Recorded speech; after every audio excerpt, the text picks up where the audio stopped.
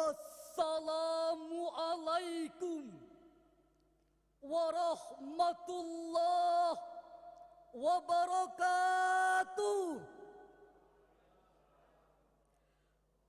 Alhamdulillahil aliyil kabir, yakhluqu ma yasha'u wa ma li ahadin fil umuri tadbir.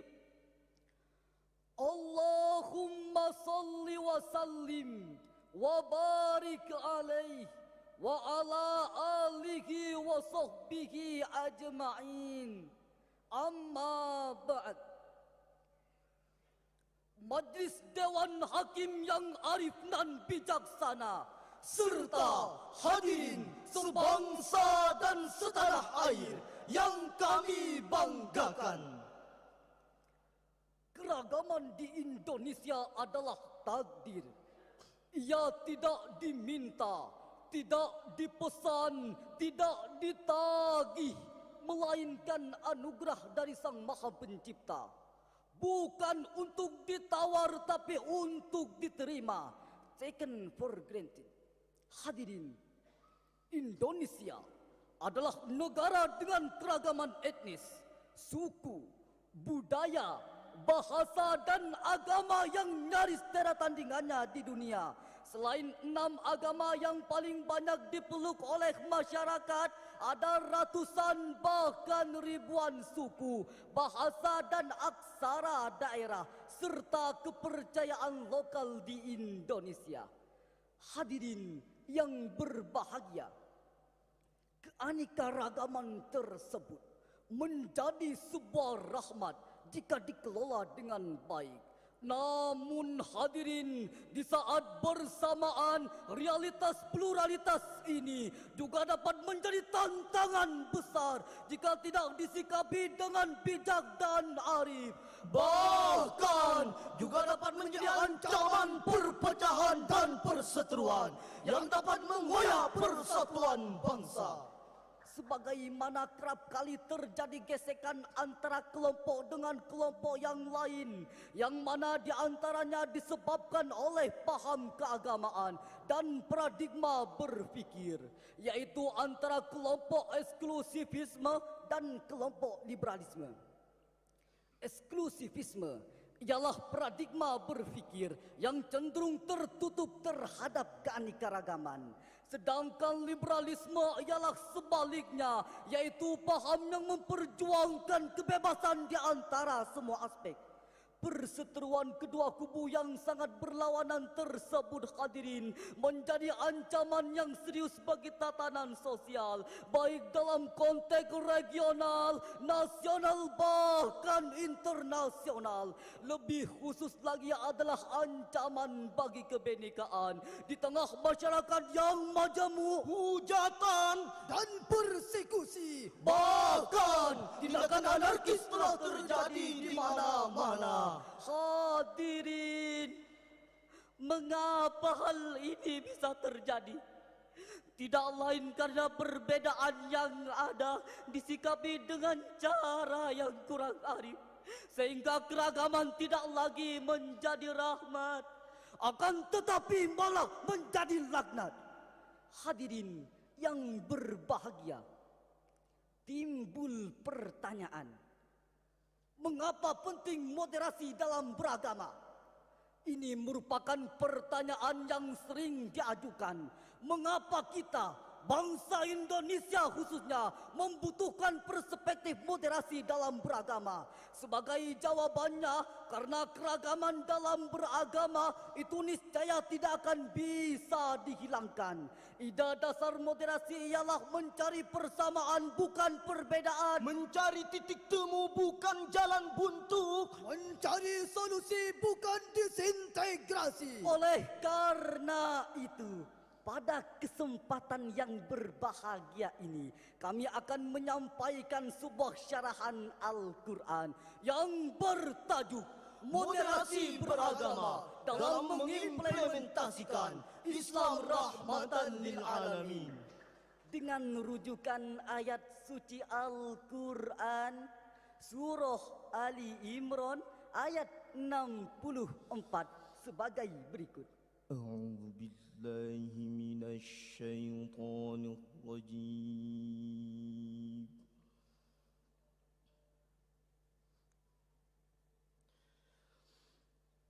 Bismillahirrahmanirrahim.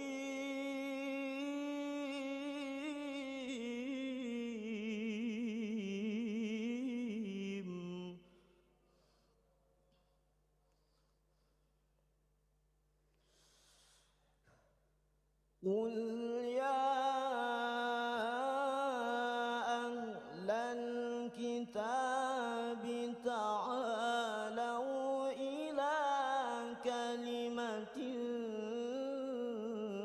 sawa'in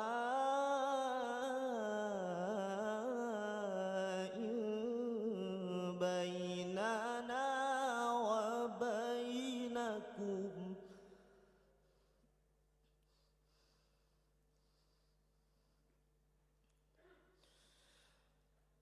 ila kalimatin sawa'in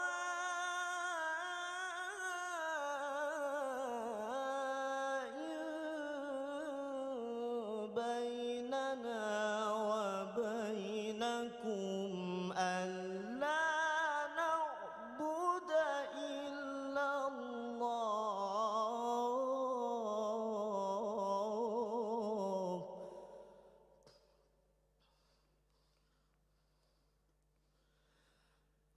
alla na'budu illallah wa la nusyrika bihi syai'an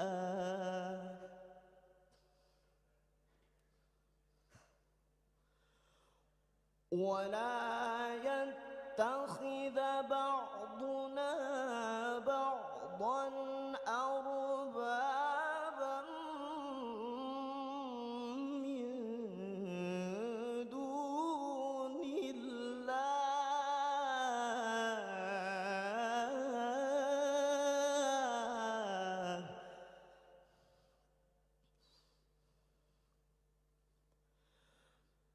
فَإِن تَوَلَّوْا فَقُولُوا اشْهَدُوا بِأَنَّا مُسْلِمُونَ.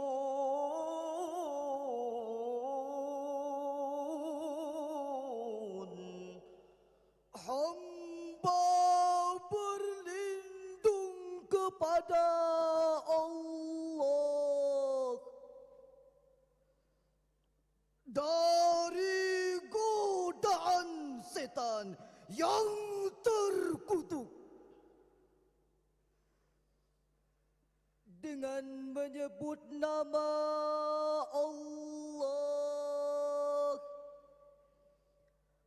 yang Maha Pengasih lagi Maha Penyayang. Katakanlah, hai ahli kitab, marilah berpegang kepada suatu kalimat ketetapan yang tidak ada perselisihan antara kami dan kamu, bahawa tidak kita sembah kecuali Allah, dan tidak kita persekutukan Dia dengan sesuatu pun, dan tidak pula sebagian kita menjadikan sebagian yang lain sebagai Tuhan selain Allah. Jika mereka berpaling, maka katakanlah kepada mereka, saksikanlah bahawa kami adalah orang-orang yang berserah diri kepada Allah.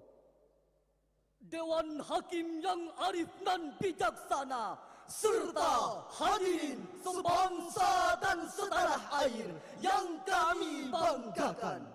Imam Abdul Mujab Mahali dalam kitabnya Asbabun Nuzul, studi pendalaman Al-Quran, halaman 159 menyatakan bahwa diceritakan ketika Rasulullah sallallahu alaihi wasallam memerintahkan menulis surat kepada Heraklius Raja Romawi yang berbunyi Bismillahirrahmanirrahim.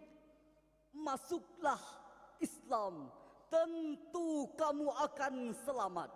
Akan tetapi jika kamu membangkang, maka kamu akan mendapatkan dosa besar. Kemudian Allah menurunkan ayat ini sebagai klarifikasi dari surat tersebut. Menurut Imam Ibnu Katsir dalam tafsir Al-Quranul Azim halaman 372 menyatakan bahwa ayat ini merupakan ajakan kepada semua orang yang mempunyai keyakinan dan agama untuk mencari titik temu kalimatun sawa. Wahbah Az-Zuhaili dalam kitab tafsirnya Tafsiril Munir halaman 281 menyatakan bahwa yang dimaksud dengan kalimatun sawa ialah kalimatut tauhid, yaitu ajakan untuk mempercayai Tuhan yang Esa. Hal yang sesuai dengan prinsip moderasi ialah mencari titik temu sehingga saling memahami atas segala perbedaan. Hadirin yang berbahagia, ketuhanan yang Maha Esa adalah titik pertemuan, keman platform, dalam bahasa Al-Qur'annya kalimatun sawa, antara semua kitab suci. Jadi dalam Al-Quran ada perintah kepada Nabi sallallahu alaihi wasallam untuk mengajak kepada para penganut kitab suci agar berpegang teguh kepada ajaran ketuhanan yang Maha Esa dengan menyembah hanya kepadanya. Buya Hamka dalam tafsir Al-Azhar jilid 2 halaman 700 menyatakan bahwa kalimatun sawa ialah kesetaraan seluruh umat manusia, keadilan menyelesaikan masalah dengan damai, menolak kekerasan karena perbedaan fikiran dan keyakinan. Di Indonesia yang plural ini hadirin, Pancasila merupakan kalimatun sawa yang mempertemukan beragam nilai dan pandangan dalam masyarakat. Hadirin yang berbahagia, kalimatun sawa adalah tujuan dari moderasi beragama. Moderasi beragama sesungguhnya merupakan kunci terciptanya toleransi dan kerukunan, baik di tingkat lokal, nasional, bahkan global. Pilihan pada moderasi dengan menolak ekstremisme dan liberalisme dalam beragama ialah kunci keseimbangan demi terpeliharanya peradaban dan terciptanya perdamaian.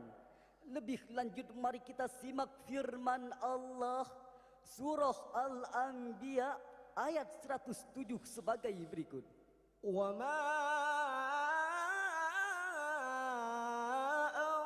arsalnaka illa rahmatan lil alamin.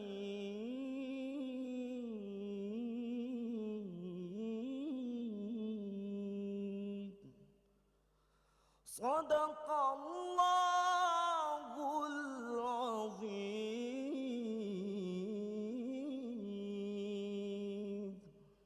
Dan tiadalah kami mengutus kamu melainkan menjadi rahmat bagi semesta alam.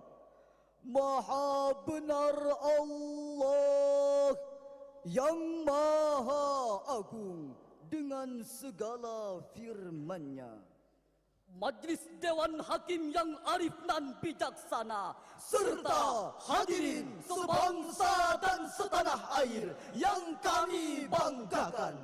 Syekh Ahmad Mustafa Al-Maraghi dalam tafsir Al-Maraghi menyatakan bahwa ay wa ma arsalnaka bihadza wa amsalihi minasyara'i wal ahkamil lati biha mana'athu sa'idatu illa rahmatan nas wa hidayatahum fi syu'uni ma'ashihim wa ma'adihim. Yaitu tidaklah aku mengutus engkau Muhammad dengan Al-Quran ini dan yang serupa dengan itu berupa syariat dan hukum yang menjadi pedoman kebahagiaan di dunia dan di akhirat, melainkan sebagai rahmat dan petunjuk bagi kehidupan di dunia dan di akhirat. Hadirin yang berbahagia, Islam rahmatan lil alamin ini secara normatif dapat dipahami dari ajaran Islam yang melahirkan tata rabbani, sebuah kehidupan yang sesuai dengan aturan Tuhan, tujuan hidup yang mulia, takwa, tawakal, ikhlas ibadah yang menumbuhkan sikap emansipasi, mengangkat harkat dan martabat manusia, buka demokratis dan harmonis dalam pluralisme. Islam rahmatan lil alamin hanyalah sebuah konsep ideal yang implementasinya tergantung kepada kita semua. Oleh karena itu hadirin, menyadari akan pluralitas masyarakat dunia khususnya Indonesia, maka Islam rahmatan lil alamin hanya akan dapat dicapai dengan moderasi beragama, moderasi yang menerima segala perbedaan.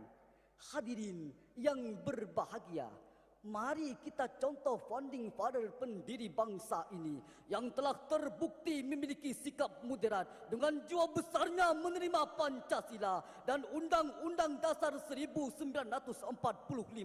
Dengan moderasi Islam itu, mari kita rajut persaudaraan. Mari kita rangkai kebersamaan. Mari kita tegakkan persaudaraan Demi berdirinya pilar-pilar Negara Kesatuan Republik Indonesia. Dan akhirnya terciptalah Islam rahmatan lil alamin.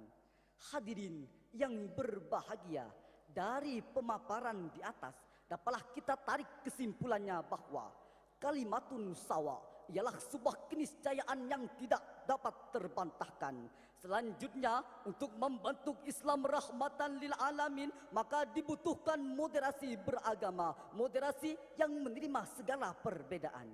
Hadirin yang berbahagia, demikianlah syarahan yang dapat kami sampaikan dan kami akhiri dengan sebuah pantun. Jikalau perahu bermuatan syarat, jangan berlayar di musim barat. Jika kami tersalah kata dan khilaf, mohon maaf dunia akhirat. Ihdinas siratal mustaqim. Assalamu alaikum warahmatullahi wabarakatuh.